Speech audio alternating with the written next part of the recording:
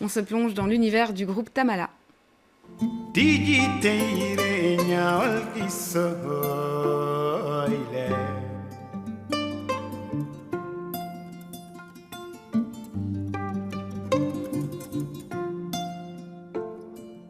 Am saneu rombo con suline u jambur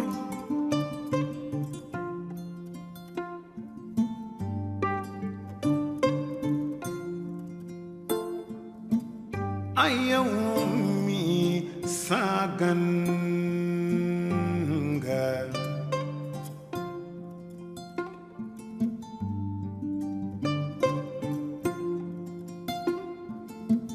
Célébrité moi jumtu ay wër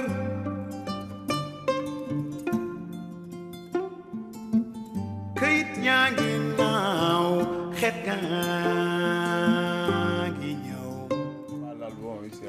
Voilà, Salubrité du groupe Tamala dont vous êtes un des membres. Bao Sissoko, bonsoir. Ouais. Alors vous jouez de cet instrument très beau, le kora, ouais. Qui est une sorte, quoi, donc on pourrait dire c'est de la famille des harpes. Ouais. C'est ça, ça vient de la... Bon, l'harpe vient de ça, quoi. C'est un instrument que j'ai toujours joué des générations et des générations. Je l'ai appris avec mon père dans ma famille. Ouais. Alors, ça, c'est votre dernier clip, je pense, Salubrité, ouais, votre album qui est sorti il y a peu de temps, Tamala, et que vous avez tourné sur le canal. Oui, sur le canal. Bon, c'est l'idée de Musique Publique. Musique Publique, c'est notre maison de disques, mais quand même, il y a ce qu'on dit à Peter, le directeur de Musique Publique, qui a des bonnes idées. L'idée là, c'est eux, à Musique Publique, qui nous a proposé de faire le clip. Ouais, et ça correspond, c'est vrai qu'au fond, quand on voit ce clip, il y a une vraie rencontre finalement entre ces sonorités très africaines et puis ce décor très urbain, très bruxellois. C'est vraiment là-dessus que vous avez eu envie de jouer ? Oui. Bon, moi, comme tu le dis, c'est un mélange que l'idée, nous, on n'avait pas cette idée. Comme je te dis, c'est l'idée de Musique Publique. Ouais. Mais finalement, ça s'est traduit comme ça. Alors, je vais quand même citer les autres musiciens du groupe, Mola Silla au chant et Wouter Van Den Abel au violon. Ouais. Bonsoir, Luc Malcor. Alors, vous êtes co-programmateur du festival. Est-ce qu'on peut dire que Tamala, en quelque sorte, est un groupe représentatif, finalement, de ce que c'est que le Bruxelles Folk and Jazz ? Tout à fait. C'est un bel exemple de ce qui se passe en Belgique, mais un peu partout dans le monde, où il y a des rencontres intéressants de talents de différentes origines qui se retrouvent, et c'est un peu comme Bruxelles comme on est devenu de plus en plus les dernières années, avec de temps en temps des clashs, mais des clashs qui peuvent être très poétiques et très, très beaux également. Alors des clashs, on peut en avoir aussi entre le folk et le jazz, puisque chez vous c'est séparé. Hein. Il y a une journée folk et une journée jazz, comme chaque fois. Voilà, comme chaque fois. C'est la 42e édition, mais en réalité, c'est plutôt une nouvelle harmonie qui se trouve, et ce n'est pas nécessairement du jazz pur ou du folk pur. Il y a souvent des mélanges et des rencontres, ce qui se retrouve également dans les cartes blanches où des artistes ont une nouvelle expérience qu'ils veulent partager avec le public. Oui, parce que chaque année, vous avez prévoyé en effet des cartes blanches, mais juste avant de parler des cartes blanches, je voyais Tamala que vous faisiez oui de la tête. Vous êtes programmé donc la première journée le samedi dans la programmation folk, mais au fond pour vous, ces séparations ou ces catégories entre folk et jazz, c'est des catégories qui ont du sens, ou bien vous vous retrouvez finalement un peu dans les deux ? On se trouve dans les deux, vraiment. Parce que nous, on fait une musique que, si tu l'écoutes bien, comme on dit, il y a tout dedans. Donc, c'est un peu le mélange de tout. Luc Malcor, pour reparler de ces cartes blanches, quel est le principe finalement de ce système que vous faites chaque année ? Disons qu'on invite des musiciens avec un talent très poussé à sortir de leur rôle traditionnel et venir de leur zone de confort, de leur zone de proposer confort, quelque chose de et neuf. de venir avec quelque chose qui est étonnant, du jamais vu. Et dans le cas de Tja Limbergen, qui est en soi déjà vraiment formidable. Donc, il était un un musicien. Un musicien complet qui joue le violon, la guitare, qui chante, qui a un bagage extraordinaire. En fait, ce que lui, il a fait, il est allé parler à son papa pour retrouver les origines de la musique de son père. Et ça donne des frissons. C'est fantastique ce qu'il a trouvé et ce qu'il va partager avec le public. C'est vraiment très très beau et très personnel en plus. Une très belle carte blanche.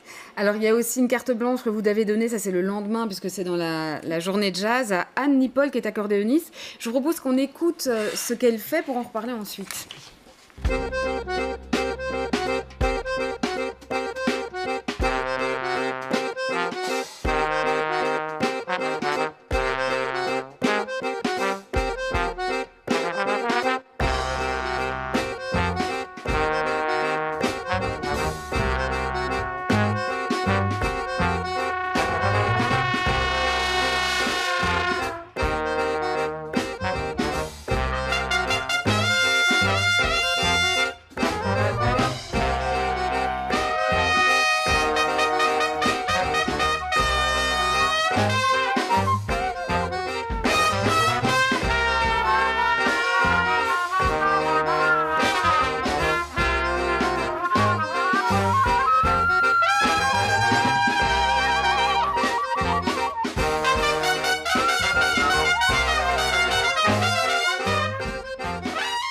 Anne Nipol à l'accordéon, alors c'est complètement étonnant ce qu'elle fait, cette musicienne. Hein. C'est tellement magnifique. À nouveau, on sort des griffes, on sort de ce qu'on a l'habitude à voir et à écouter, et on sort de l'utilisation traditionnelle d'un instrument pour venir à quelque chose de complètement magnifique. Ouais, et c'est ça aussi le but de ces cartes blanches, parce que c'est vrai qu'elle sort complètement des rails, évidemment. C'est clair. Et donc c'est ça aussi le but de ces cartes blanches, c'est qu'elle vient avec un tout nouveau projet, évidemment. Tout à fait. Et ici, Anne Nipol va plus loin parce qu'elle ajoute à son trio d'autres musiciens pour réaliser un septet. Et il y aura des danseurs qui vont justement accompagner ça. Donc, une joie, une vraie joie. Alors, outre qu'il y a aussi une programmation spéciale pour les petits, qu'il y a pas mal de femmes à l'affiche d'ailleurs, ce qui est assez remarquable parce que c'est pas toujours évident, notamment dans le jazz. Il y a aussi ce qu'on peut remarquer, c'est que comparé aux autres grands festivals, et vous tombez notamment en même temps que le Gen Jazz, un peu avant le Jazz Middelheim ou le Dinan Jazz ou les grands festivals de rock évidemment qui vont commencer maintenant, où il y a souvent un peu une guerre des têtes d'affiche. Chez vous, c'est pas le cas. Est-ce que c'est parce que c'est difficile, c'est compliqué d'avoir des têtes d'affiche ou parce que c'est pas votre projet? Ce n'est pas le projet, c'est la volonté d'être différent, d'être ouvert et de repérer des grands talents, des nouveautés, mais également de remettre sur le podium des gens d'un très haut niveau avec une expérience nouvelle. Et en même temps, ça entre aussi dans l'idée de découverte, amitié. Ce sont des musiciens qui font des rencontres. Ils font des rencontres avec le public. C'est la rencontre des jeunes et des gens plus âgés, aussi bien dans la musique que dans les gens qui participent.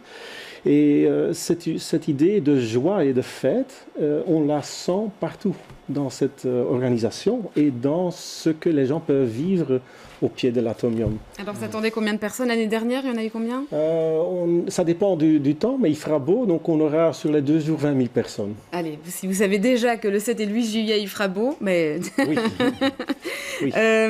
5 euros, peut-être juste pour terminer, c'était gratuit. Bon, 5 euros, ça reste quand même prévu. Oui, et en plus, ça vous donne un ticket pour un petit boisson, donc en réalité, ça reste gratuit. Ça reste presque gratuit. Bah, écoutez, en tout cas, merci à tous les deux d'être venus nous en parler. Donc, vous, avec Tamala, ce sera le samedi au Théâtre de Verdure, 7 et 8 juillet.